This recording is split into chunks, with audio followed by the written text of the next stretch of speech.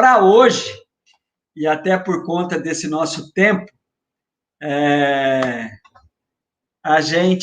eu separei uma palavra muito propícia na minha opinião, né? Que é falarmos sobre o último inimigo. Eu quero convidar você para estar abrindo a tua Bíblia na primeira carta de Paulo aos Coríntios, no capítulo 15. Gente, o capítulo 15 de 1 Coríntios é um capítulo muito forte, muito rico, assim, porque Paulo está ali defendendo a grande vitória sobre o último inimigo, que é a ressurreição. E por incrível que pareça, a igreja de Corinto estava sofrendo o ataque de uma heresia, dizendo, entre os irmãos mesmo, dizendo que a ressurreição não existia. Então, eu quero convidar vocês para lerem comigo 1 Coríntios, capítulo 15, versículo 24 e 24 a 26, tá bom? Olha o que diz 1 Coríntios, capítulo 15, versículo 24 e 25. Então virá o fim, quando ele entregar o reino de Deus, quando ele entregar o reino de Deus, o reino a Deus, melhor dizendo. Deixa eu começar de novo, tá? Então virá o fim, quando ele entregar o reino a Deus, o Pai. Depois de ter destruído todo o domínio, autoridade e poder. Pois é necessário que ele reine até que todos os seus inimigos sejam postos debaixo dos seus pés. O último inimigo a ser destruído é a morte. E o título da nossa mensagem hoje é exatamente esse, o último inimigo.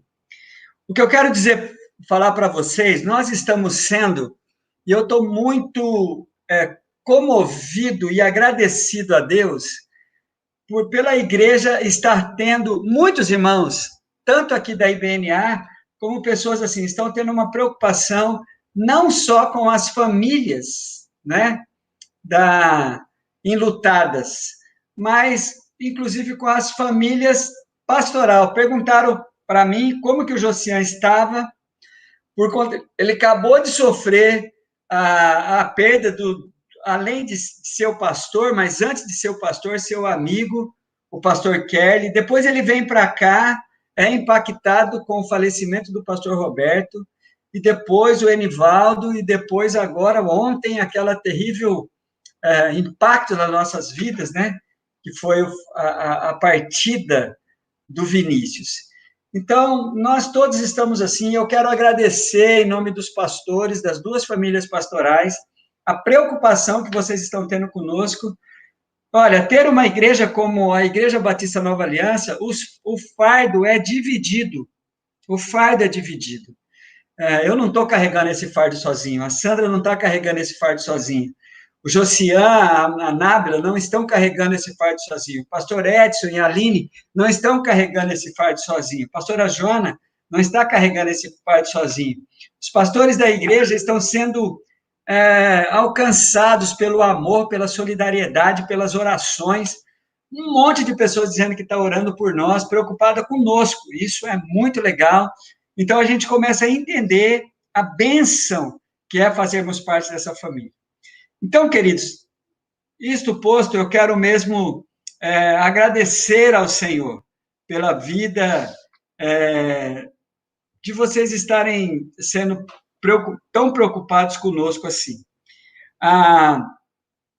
Quando a gente olha para esse texto e a gente vê essa informação sobre a morte, eu acho que poucos sabem, ou então passa despercebido que a morte foi revelada no Novo Testamento de duas formas.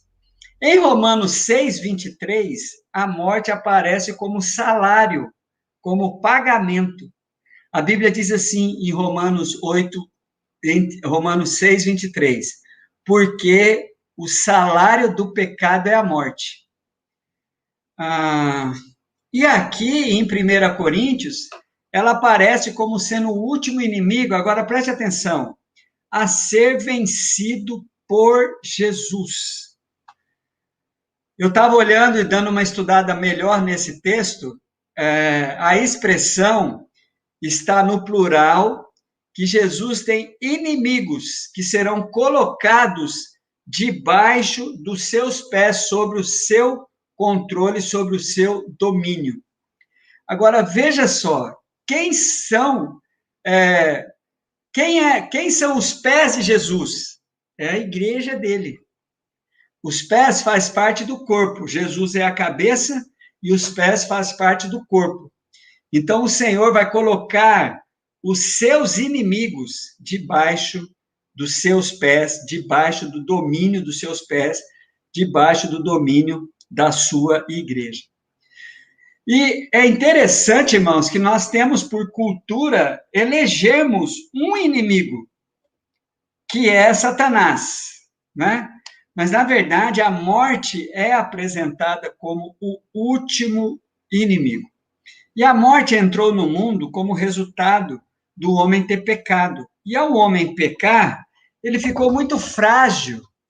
O pecado fragilizou o homem, fragilizou o ser humano.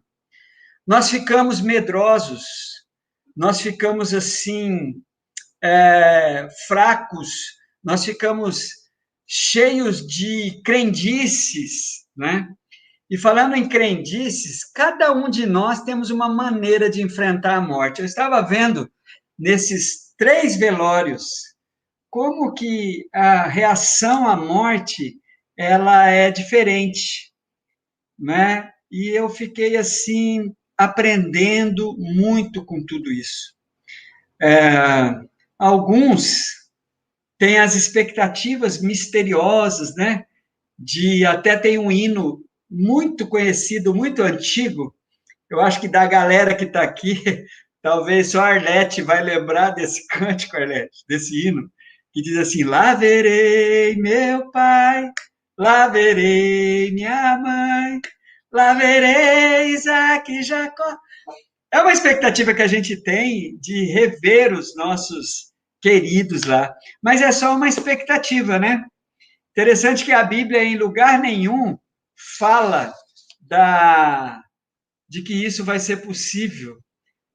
Mas é uma expectativa nossa, eu não vejo Deus censurando em algum lugar essa expectativa.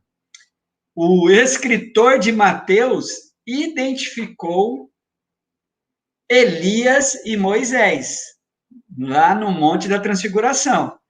Então, é um bom sinal aquilo, né?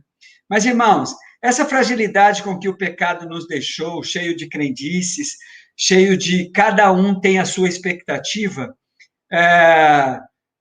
vai trazer para nós, tá, eu queria falar isso. Uma das crendices, não bem crendice, mas uma da pressão que se faz sobre nós, os evangélicos, é que nós não deveríamos nos entristecer com a morte de alguém. E isso é uma coisa, não, nós não deveríamos entristecer, porque as pessoas tentam consolar o outro dizendo, né, eu faço isso, eu acho que você já fez isso, que não, ele está num lugar melhor, ele está com o pai e tal, mas, irmãos, eu acho que isso é um fardo muito pesado para colocar sobre nós, que nós não deveríamos nos entristecer. A impressão que eu tenho é que queremos ser mais fortes que Jesus, por exemplo. Quando Jesus chega na aldeia de Betânia, no capítulo 11 de João, e vê toda aquela crise em volta da morte de Lázaro, Jesus chora. A Bíblia diz que Jesus chorou, né? O menor versículo do Novo Testamento é Jesus chorou. Jesus chorou naquela situação. Quando Jesus encontra aquela mulher na saída da cidade de Naim, ele se compadece dela, ele sente a tristeza daquela mulher, né? E eu achei tão interessante isso que eu creio que Deus não nos censura, a gente tem que entristecer sim. A gente não tem como não nos entristecermos com a morte. Então, a primeira forma de vencer o inimigo é não querer ser mais forte do que o próprio Cristo. O apóstolo Paulo tem uma passagem, eu compartilhei esse versículo por várias vezes durante esses 10 últimos dias com alguém. O apóstolo Paulo diz assim em Filipenses, ele está falando sobre Epafrodito, né? Acompanhe comigo, por favor, Filipenses capítulo 2, versículo 25 a 27. A Bíblia diz assim, ó, julguei, contudo, necessário mandar-vos Epafrodito, meu irmão e cooperador e companheiro nos combates, e vosso enviado para prover as minhas necessidades, porquanto tinha muita saudade de vós, todos, e estava muito angustiado de que tivesse ouvido que ele estivera doente. Falando sobre Epafrodito. E, de fato, esteve doente, quase à morte. Olha que coisa interessante. Mas Deus se apiedou dele, Deus teve misericórdia dele, e não somente dele, mas também de mim, Paulo falando, para que eu não tivesse uma tristeza sobre tristeza. Ou seja, para que eu não ficasse muito triste com a morte de Epafrodito. Então, gente, vamos tirar esse peso dos nossos ombros, que nós não devemos nos entristecer com a morte de uma pessoa, porque ela está nos braços do Pai. Amém, mas a tristeza é inevitável. Não se cobre de você não sentir tristeza, não tem como não sentir tristeza. Então, é muito legal a gente saber de que essa é uma das tentativas de sermos mais fortes do que Deus, né? Mais fortes do que Jesus. Jesus chorou, o apóstolo Paulo fala que ele ficaria muito triste se esse fato terrível tivesse acontecido com Epafrodito. Voltemos para o texto original e vamos pegar essa expressão, o texto inicial, vamos pegar essa expressão, até que todos os seus inimigos estejam postos debaixo dos seus pés. Eu queria falar sobre essa questão dos inimigos. Eu dei uma pincelada bem rápida na mensagem de domingo passado, mas nós temos um inimigo declarado pela Bíblia, que é Satanás. A Bíblia vai dizer que Satanás e as hostes espirituais da maldade, eles são o alvo da nossa luta. Então, eles são os nossos inimigos.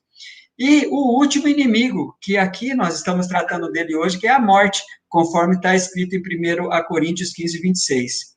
E é interessante, irmãos, que esses inimigos, eles não fazem acepção de pessoas. Eles vão na contramão de Deus. Satanás, ele tem a morte como um instrumento fortíssimo de destruição de vida, além de tirar a vida da pessoa, é porque com a morte cessa tudo.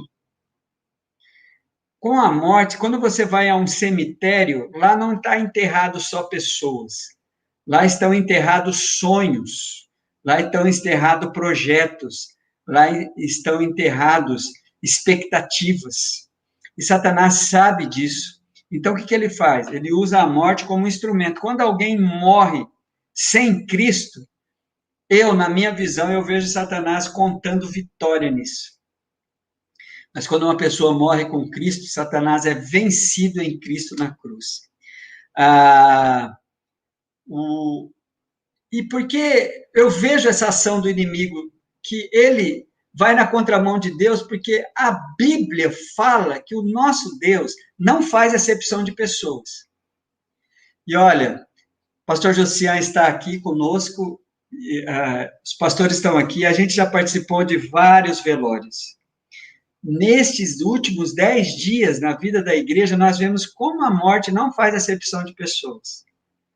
Leva um senhor de 62 anos, leva um senhor de 52 anos, leva um senhor de 55 anos, e leva um jovem de 20 anos. Então, o inimigo não faz acepção de pessoas. A morte não faz. Olha, não adianta isso, não. A Bíblia conta uma história de um jovem endemoniado e Jesus pergunta para o pai: há quanto tempo isso está acontecendo com ele? O pai responde: desde a sua infância. Misericórdia, irmãos. Então, o inimigo e a morte não faz acepção de pessoas. Nós já fizemos velório de crianças, nós já fizemos velório de bebês, de crianças, de adolescente, de jovem, de adulto, de pessoas idosas. Nós já fizemos, a gente percebe de que esse último inimigo ele faz igualzinho ao Senhor. Vendo que Deus não faz acepção de pessoas, eles também não fazem. Então, como vencer esse último inimigo? Já que ninguém pode dizer, eu vou morrer eu gostaria de morrer com a idade da minha mãe, ou então, pelo menos com a cabeça dela, né? 97 anos. Mas quem pode garantir? Né? Quem de nós podemos garantir que chegaremos amanhã? Então, como vencer esse último inimigo? Estando preparado. Como vencer Satanás? Estando em Cristo Jesus. Como vencer os dois?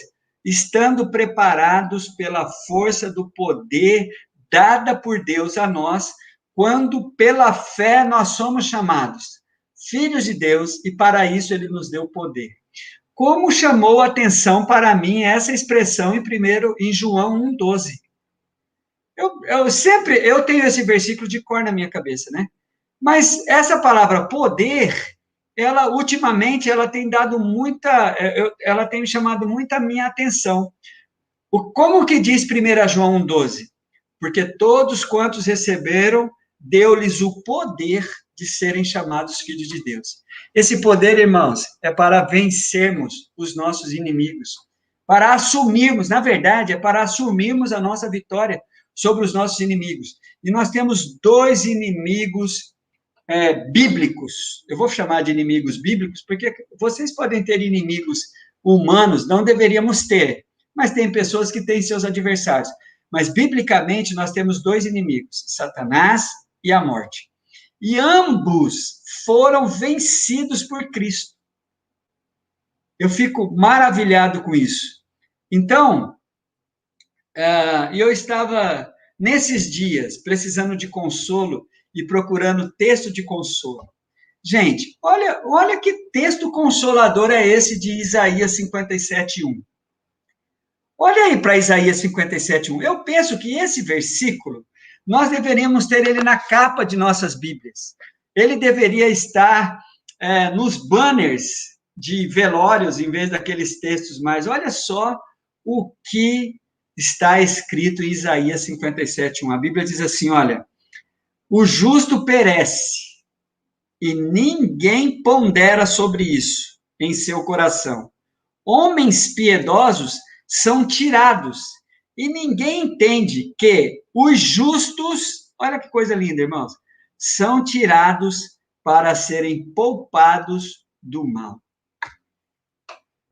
Queridos, olha, o pastor Roberto foi poupado do mal. O irmão Enivaldo foi poupado do mal. O Vinícius foi poupado do mal. Do misterioso mal que Deus os poupou. Eu não sei que mal é esse. Você não sabe, nós não sabemos. Mas esse texto de Isaías 57:1, ele me consola. Ele me consola. Eles foram poupados do mal. Vamos lembrar o que nós aprendemos com o pastor Shed sobre o que é justo? Qual é o ensinamento do pastor Shed sobre o que é justo? Vamos lembrar da frase de efeito? Justo não é aquele que faz tudo certo. Justo é aquele que está do lado certo. Nunca esqueça disso, irmãos. A maioria das pessoas já sabem disso. Quando eu começo essa frase, muitos já têm a de cor. Mas escreva aí. Justo não é aquele que faz tudo certo. Justo é aquele que está do lado certo. Por isso que Romanos 8:1 diz que nós somos, ou melhor, Romanos 5:1 diz que justificados, pois, pela fé. Nós somos justificados em Cristo. Porque eu estou em Cristo, eu sou justo. Eu não sou justo porque faço tudo certo. Eu sou justo porque estou do lado certo, porque estou em Cristo Jesus. Então, queridos, por isso é que o justo, esses justos que nós humanamente perdemos, eles foram poupados do mal. Isso me consola. Eu espero que isso console a pastora Joana. Eu espero que isso console o Chechel, a Kátia, o Gustavo e a Bianca e toda a sua família. Eu espero que isso console a Edinha, console seus filhos, seu filho, suas filhas, seus genros, seus netinhos. Eu espero que isso console você que já perdeu alguém. Deus sabe o que faz. Irmãos, mas vamos focar direto. Eu quero convidar você agora a abrir um texto para a gente, em Cristo, vencer esse inimigo junto com ele. Abra, por favor, a sua Bíblia e eu quero compartilhar bem rapidamente em cima desse texto. Um dos textos mais reveladores sobre a pessoa de Jesus, e lá tem a expressão do inimigo que já foi vencido por ele na cruz. Filipenses. Você vai pegar água para mim? Obrigado, pastora Sandra. Sandra vai pegar água para mim, que ela sentiu minha vozinha aqui. Filipenses, capítulo 2, versículo de 5 a 11. Filipenses, capítulo 2, versículo de 5 a 11.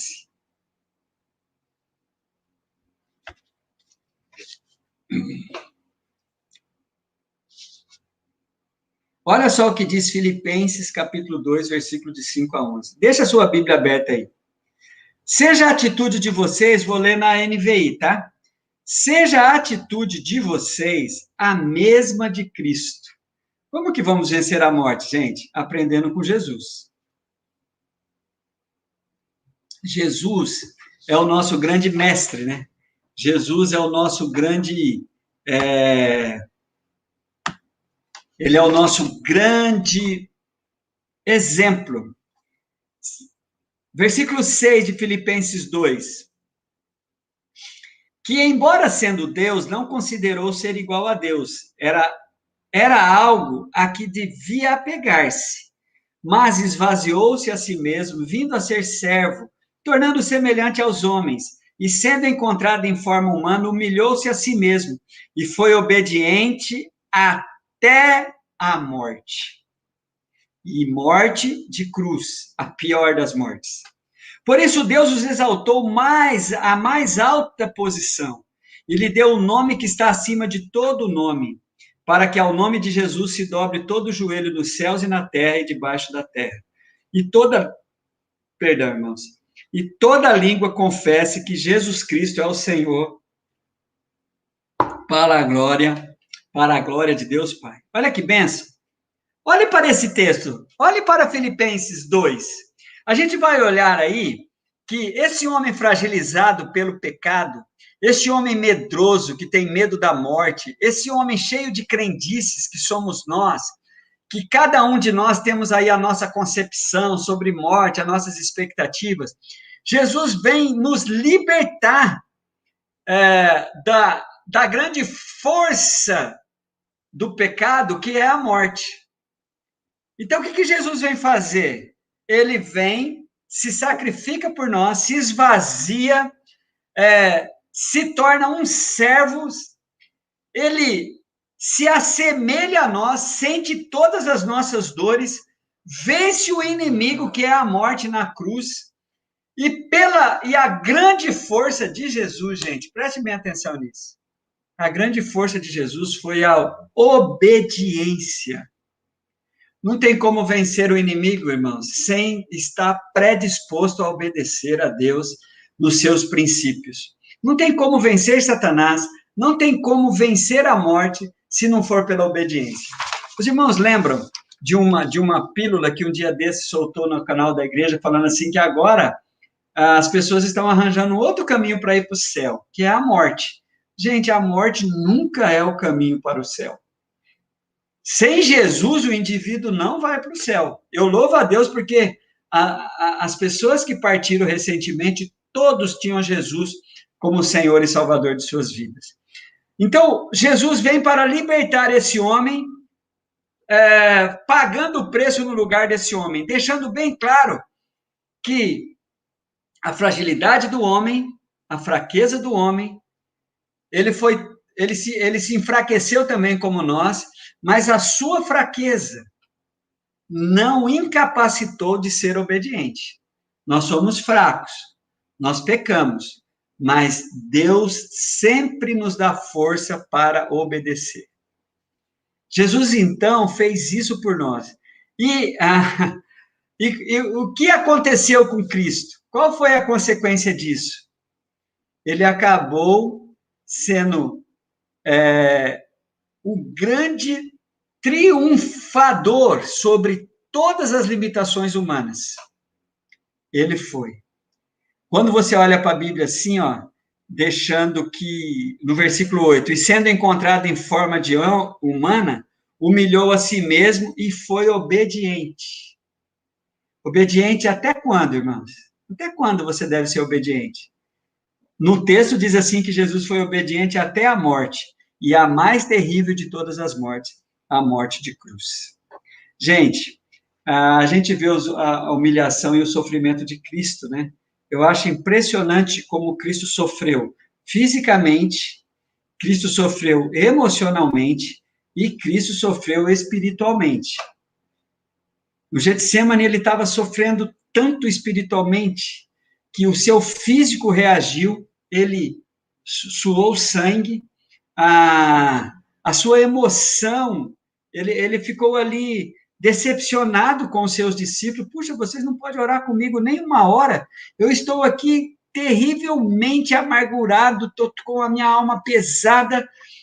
É impressionante aquele momento de a gente ver Jesus fisicamente, emocionalmente, espiritualmente. E eu encontro, assim, três agravos que Jesus sofreu, que são representações espirituais da nossa vida. Por exemplo, as chibatadas, os tapas e os murros que Jesus levou. São aquelas coisas que nos ferem com muita rapidez, mas dói muito. É rápido uma chibatada, mas é uma coisa que dói muito. E Jesus sofreu isso. Vamos pensar nas cusparadas que Jesus sofreu. Uma cusparada no mundo oriental, gente, é uma humilhação. Quando você, até hoje, a pessoa que recebe uma cusparada no rosto, ela se sente muito ofendida. Uma cusparada é uma ofensa moral e Jesus sofreu essa ofensa moral. E os espinhos? E os espinhos? E a coroa de espinho na testa de Jesus? É aquele corpo estranho que nos fere por um tempo mais longo nas nossas vidas, né? A gente tem corpo estranho dentro de nós. E um corpo estranho que traz sempre feridas são os pecados não confessados, a mágoa que a gente guarda no coração, o ódio, a falta de perdão.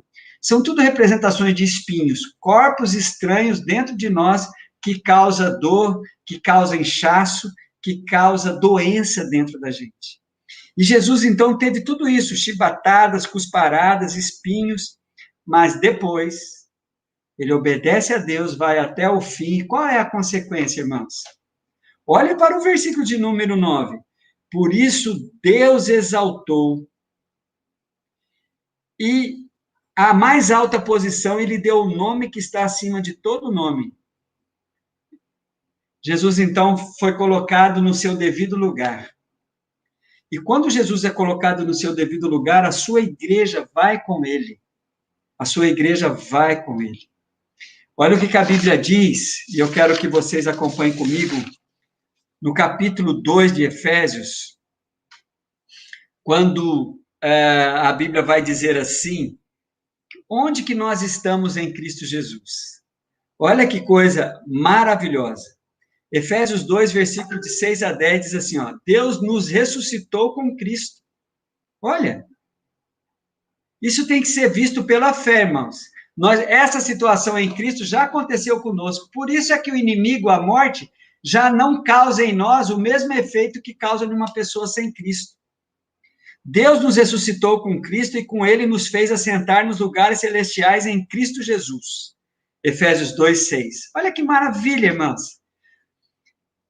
Olha, eu quero repetir um ensino que eu trago para vocês já tem mais ou menos, eu acho que uns 6 anos, sobre a expressão em Cristo. Essa expressão, queridos, é repetida mais de 160 vezes no Novo Testamento, e a maioria delas pelo apóstolo Paulo. Tem um mistério nessa expressão em Cristo. Em Cristo, nós somos perfeitos. Em Cristo, nós somos justificados. Em Cristo, nós somos mais que vencedores. Em Cristo, a morte já não causa o mesmo efeito que causa numa pessoa sem Ele. Em Cristo, nós estamos ressuscitados. Em Cristo, nós somos o inimigo, Os dois inimigos, os dois principais inimigos já estão vencidos.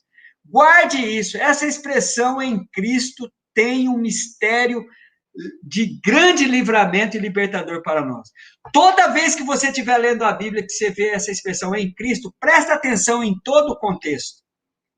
E a Bíblia vai deixar bem claro aqui em Efésios 2:6, que onde estamos em Cristo, nós já fomos ressuscitados em Cristo Jesus e nós estamos assentados nos lugares celestiais em Cristo Jesus.